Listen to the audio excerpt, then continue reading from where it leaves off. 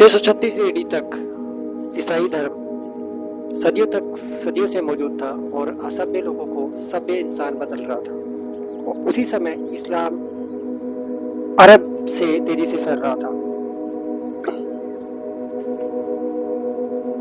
और यह असभ्य लोगों को खून पीने वाले राक्षसों में बदल रहा था। और मैं बढ़ा चढ़ाकर नहीं कह रहा हूँ। 7वीं सदी में अब उनके अपने इतिहासकारों के अनुसार वे खुद का वर्णन इसी तरह करते हैं। अरे रुकिए, क्या आप इस वीडियो पर क्लिक करते समय आप किसी और चीज की उम्मीद कर रहे थे?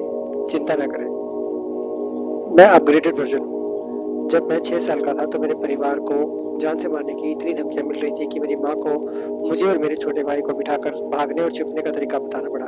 अगर कोई बुरा आदमी हमारे अपार्टमेंट में आता है तो हम भागकर छिप जाते थे। माँ ने हमसे कहा कि अगर हम उनकी चीखें भी सुने तो भी उन्हें हमारी मदद नहीं चाहिए। वे चाहती थी कि हम छिप जाएं। अब आगे बढ़ते हैं। जब मैं 12 साल का था, मेरे पापा ने मुझे मेरे भाई को फिर से बिठाया और बताया कि चूंकि हम बड़े हो गए हैं तो हमें निर्देश मिले थे, अगर कोई हमारी माँ और छोटे भाइयों को नुकसान पहुंचाने के लिए हमारे अपार्टमेंट में आता तो हमारी जिम्मेदारी थी कि हम अपनी जान देकर अपने परिवार की रक्षा करें। उन्होंने कहा अगर कोई भी कभी हमारी माँ तक पहुंचना चाहता है तो उसे पहले हमसे निपटना होगा। हम अब वे प्यारे छोटे बच्चे नहीं रहे जिनकी रक्षा करनी हो।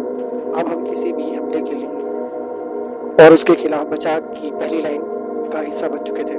फिर मेरे पिता ने मुझे और मेरे छोटे भाई को MMA में जिम में भेजा, जहाँ हमारी पूरी तरह से पिटाई हुई, जब तक कि दूसरों की पिटाई करना नहीं सीख गए। जैसे जैसे साल बीते कोई नहीं आया, कोई भी इतना बेवकूफ़ नहीं था कि कोई मेरी माँ के पीछे आए। इसलिए मुझे कभी भी व्यक्तिगत रूप से इस्लाम में दिलचस्पी नहीं थी। मुझे पता था कि यह बुरा है क्योंकि मैंने मेरे पिता के कुछ वीडियो देखे थे, लेकिन उन्होंने कभी हमें इसमें शामिल होने के लिए मजबूर नहीं किया। एक दशक से भी ज़्यादा समय तक हमारा एकमात्र काम अपने परिवार की रक्षा करना था। लेकिन फिर इस साल की शुरुआत में मलाय नाम का एक घटिया इंसान मेरे परिवार की निजी जानकारी सार्वजनिक कर देता है और मेरी माँ के साथ बलात्कार की धमकी देता है। तो मैं यहाँ हूँ। मेरा एक ही काम था और अब मुझे सक्रिय कर दिया गया है। तुम मेरे परिवार के पीछे आए, मैं इस्लाम के पीछे आ रहा हूँ और इस्लाम के पीछे तब तक नहीं रुकूंगा जब तक तुम जैसे घटिया कायर लोग मेरे परिवार और दोस्तों के पीछे आना बंद नहीं कर देते। लेकिन मैं इसमें योगदान क्या दे सकता हूँ जब इतने सारे ईसाई पहले से ही बहुत कुछ कर रहे हैं? गॉड लॉजिक, IP, AP और मेरे पिता और बहुत से अन्य लोग जो बार बार यह साबित करते रहे हैं कि इस्लाम झूठा है, कि यह विरोधाभासी है, कि यह खुद को गलत साबित करता है, यह बुरा है और इसके संस्थापक पर शैतान का साया था, बच्चों का यौन शोषण करने वाला। बहुत से समझदार लोग पहले से ही इस्लाम की जड़ों और उसके तने पर प्रहार कर रहे हैं। मैं इसमें चर्चा में क्या जोड़ सकता हूँ जिससे इस्लाम के पतन की गति बढ़ सके? खैर, मुझे इतिहास पसंद है, इसलिए मैं इस्लाम के उन नतीजों के बारे में बात करने जा रहा हूँ जो इतिहास में दिखाई देते हैं। आखिरकार सड़े हुए पेड़ पर सड़े हुए फल ही लगते हैं। तो इस्लाम का पेड़ कितना सड़ा हुआ है, यह जानने के लिए इससे बेहतर तरीका क्या हो सकता है कि उसके फल कैसे हैं। इसलिए मैंने उन लोगों से पूछा जो मुझसे पहले इस्लाम पर काम कर रहे थे कि पढ़ना कहाँ से शुरू करूँ, और लगभग सभी ने रेमंड इब्राहिम की किताब पढ़ने की सलाह दी। अब बात करते हैं स्वॉर्ड एंड स्कूटर की।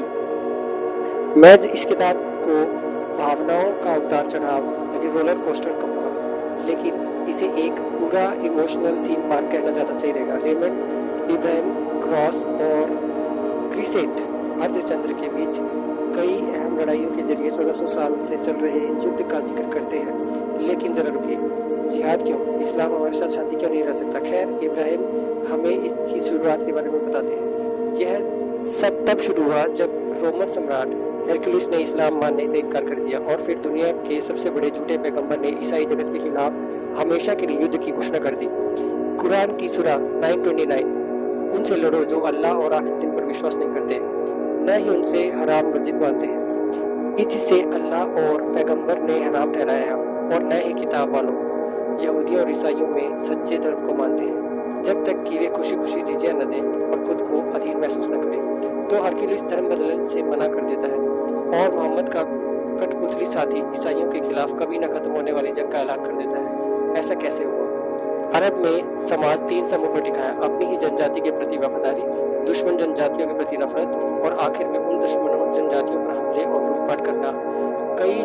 कई जीतों के जरिए मोहम्मद ने स्थानीय अरब कबीलों को अपने नए सुपर कबीले इस्लाम के तहत एकजुट किया था। इसलिए जब हरकुलिस ने मोहम्मद के कबीले में शामिल होने से इनकार कर दिया तो रोमन ईसाई उनके कबीले के दुश्मन बन गए, जिन पर हमेशा हमले और लूटपाट होती रही। इस तरह झूठे पैगंबर की मौत के तुरंत बाद के सालों में शुरुआती खिलाफत ने रोमन सीरिया को लूटने के पवित्र मकसद के लिए हजारों लोगों को इकट्ठा किया।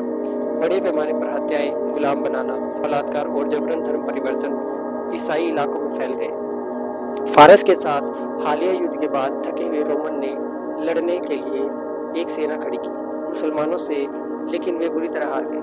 हताशा में सम्राट ने बाकी ईसाई दुनिया से मदद की गुहार लगाई। सीरिया को लूटने के बाद बर्बाद करने वाले हजारों जिहादियों का मुकाबला करने के लिए कई देशों से हजारों ईसाई अपनी जान, अपने परिवार और अपने धर्म की रक्षा के लिए लड़ने पहुंचे। लेकिन दोनों सेनाओं के बीच असल लड़ाई से पहले दोनों पक्षों ने बातचीत के जरिए समझौता करने की कोशिश की। ईसाई चाहते थे कि हमलावर बस अपने घर लौट जाएं और मुसलमान चाहते थे कि ईसाई सेना आत्मसमर्पण करे और इस्लाम अपना ले। इसलिए अरबों और मुस्लिम अरबों के बीच बातचीत नाकाम रहने के बाद सेनापति बातचीत के लिए बैठे। एक तरफ ईसाई गठबंधन सेना के आर्मेनियाई जनरल और हालियाई रोमन फारसी युद्ध के नायक विहान थे। दूसरी तरफ मुस्लिम सेना के जनरल अल्लाह की तलवार कहे जाने वाले खालिद इब्न अल वलीद थे। विहान ने मुसलमानों की आर्थिक हालत पर अफसोस जताया, जिसके कारण उन्हें लूटपाट के लिए रोमन इलाके में आना पड़ा, और उसने उनसे कहा कि अगर वे चले जाएं तो रोम उन्हें खुशी खुशी खाना और सोना भेजेगा। और इस उदार प्रस्ताव पर अल्लाह की तलवार खालिद बिन वलीद का क्या जवाब था? उसने कहा, हम अरब लोगों को खून पीने की आदत है और हमें बताया गया है कि रोमन का खून सबसे मीठा होता है, इसलिए हम यहाँ तुम्हारा खून बहाने और उसे पीने आए हैं। मुझे लगता है कि यह कहने की जरूरत नहीं कि इसके बाद बातचीत बहुत जल्द टूट गई। 5 दिनों तक भयंकर लेकिन बेनतीजा लड़ाई चली, लेकिन छठे दिन रेत के तूफान ने अरबों के पक्ष में पलड़ा भारी कर दिया, जो रेगिस्तानी मौसम में लड़ने के आदी थे। ईसाइयों की हार के साथ खिलाफत पूरे रोम सीरिया को जीतने के लिए आजाद हुई और आने वाले दशकों में उन्होंने लड़ते कटते हुए कॉन्स्टेंटिनोपल शहर तक का रास्ता बना लिया। हालांकि उन्हें कॉन्स्टेंटिनोपल में संघर्ष करना पड़ा, लेकिन वे ईसाई उत्तरी अफ्रीका की आबादी खत्म करने और वहां अपनी बस्तियां बसाने में बहुत सफल रहे, जो इस्लाम से पहले असल में बाकी भूमध्य सागर या सभ्यता के विकास के बराबर था। और भी आगे बढ़ते गए, ठीक वैसे ही जैसे अलजुद के लोग मोहम्मद के समय और आगे बढ़ते गए, हमले किए आधुनिक स्पेन, पुर्तगाल, फ्रांस, रूस, बाल्कन और आखिरकार अमेरिका के खिलाफ। लेकिन जिहादी अपने मकसद के प्रति इतने समर्पित क्यों थे? वे लड़ाई में इतने आक्रामक क्यों थे? वे क्यों कहते हैं हमें मौत उतनी ही प्यारी है जितनी तुम्हें जिंदगी? वो क्यों कहते हैं तो हम तुम्हारा खून पीना चाहते हैं?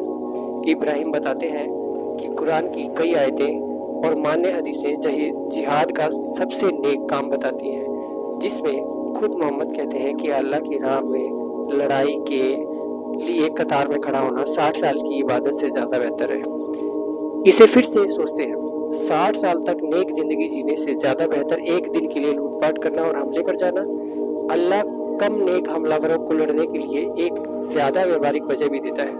जो बच जाते थे उन्हें धरती पर ही लूटपाट का माल मिल जाता था, और जो जिहाद में मारे जाते थे उन्हें जन्नत में और भी बड़ा इनाम मिलता था, जहां हर आदमी को अपनी 72 रूहों के साथ संबंध बनाने का मौका मिलेगा, और वहां अच्छा खाना, शराब और दौलत होगी, और ईमान वालों की सेवा के लिए हमेशा जवान रहने वाले लड़के होंगे। अरब के सबसे कम धार्मिक लोगों के लिए भी यह दोनों तरफ से फायदे का सौदा है। बेशक मोहम्मद उन्हें लोगों के लिए अलग अंजाम बताते हैं, उनके वादों से प्रेरित नहीं होते। वे कहते हैं उन्हें किसी भी दूसरे पापी इंसान से ज्यादा बुरी तरह से प्रताड़ित किया जाएगा। तो मोहम्मद के अनुसार अगर आप नास्तिकों से लड़ने के लिए प्रेरित नहीं है तो आपको किसी दूसरे पापी की तरह टॉर्चर नहीं किया जाएगा, और अगर आप लड़ते हैं अविश्वसनीयों से, या तो तुम जीवित रहते हो और लूटपाट के माल और गुलामों, जिनमें रखैले भी शामिल है, के रूप में दुनियावी इनाम पाते हो, या फिर तुम मारे जाते हो और अल्लाह की हर तरह की दुनियावी सुख सुविधाओं के रूप में इनाम पाते हो। उनके विस्तार के दौरान और उसके बाद किए गए अत्याचारों के बारे में पढ़ना थोड़ा परेशान करने वाला था। जब उन्हें खाना और सोना दिया जाता था तब भी वे तुम्हारा खून चाहते थे।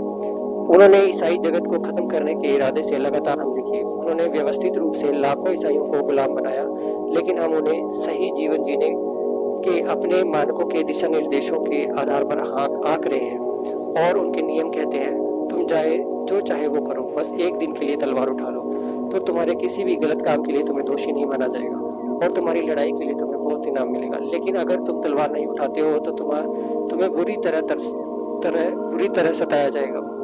तो जब तुम इस्लाम की वजह से हुई भयानक घटनाओं के बारे में पढ़ते हो तो इब्राहिम इसी संदर्भ की बात करते हैं। ये उनके आदेश हैं, ये उनके गुण हैं और भले ही तुम्हें यह सुनकर बहुत बुरा लगे, लेकिन यह सच में हैरानी की बात नहीं होनी चाहिए। तो जब उनके धर्म के नायक हमसे कहते हैं हम खून पीने वाले हैं और बहाना चाहते हैं और तुम्हारा खून पीना चाहते हैं, तो याद रखो कि जिहादियों ने ऐसा पहले भी किया है और अगर जिहादी आज तुम्हारे साथ ऐसा करते हैं और ऐसा कर सकते हैं तो वे करेंगे। जिन अत्याचारों के बारे में तुम पढ़ोगे वे आज हमारे साथ इसलिए नहीं हो रहे हैं क्योंकि वे अब इतने ताकतवर नहीं रहे। हमारी कई पीढ़ियां अस्तित्व बचाने के लिए पूरी ताकत से लड़ती रही है, जब तक कि पश्चिम इतना ताकतवर नहीं हो गया कि इस्लाम अब हमारे अस्तित्व के लिए खतरा नहीं रहा और फिर हम इस्लाम के बारे में भूल गए। जिहादियों को अपना इतिहास याद है और वे जीतने के लिए खेल रहे हैं और अगर हम उस इतिहास से अनजान रहकर जीना चुनते रहे तो आखिरकार फिर से वे जीतना शुरू कर देंगे और तुम नहीं चाहोगे कि वे फिर से जीतना शुरू करें। इसलिए मैं सच में देता हूं कि तुम इतिहास की कुछ किताबें पढ़ो और स्वॉर्ड एंड स्मिटर एक बेहतरीन किताब है। शुरू करने के लिए एक अच्छी जगह डिस्क्रिप्शन में किताब का लिंक दिया गया है।